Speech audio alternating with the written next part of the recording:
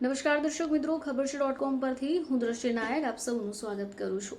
આપણા ભારતીય ઘરોમાં રોટલી, ભાખરી, પરાઠા આવા પ્રકારના બ્રેડ્સ તો હોય જ છે, કારણ કે આના વગર તો આપણું પેટ જ નથી ભરાતું.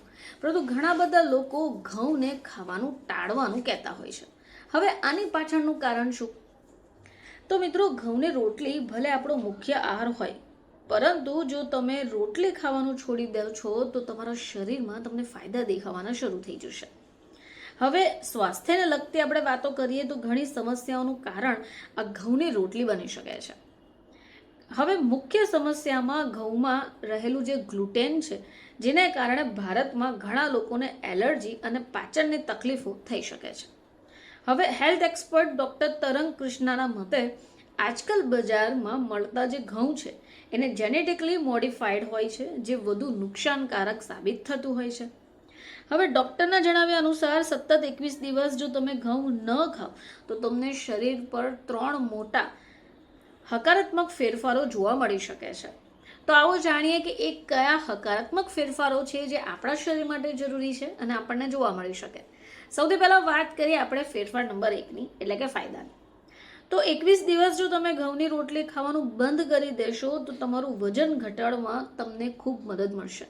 એટલે જેઓ પણ પોતાનું વજન ઘટાડવા ઈચ્છે છે તેઓ આ ઘઉંની રોટલીને સ્કીપ કરી શકે.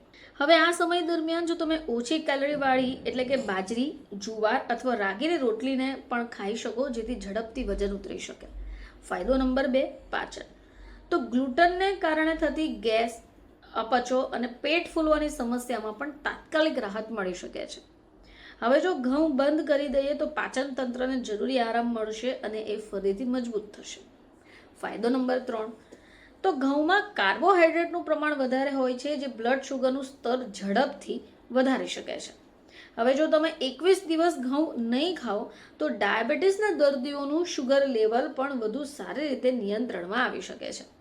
તો દર્શક મિત્રો, આ એવા મોટા 3 ફાયદા છે જે આપણે ગણાવી શકીએ કે આપણા શરીર માટે ઉપયોગી છે. જેમને વજન ઘટાડવું હોય, જેમને પાચનને લગતી સમસ્યા હોય, તેમણે 21 દિવસની આ ટ્રાય કરી શકાય.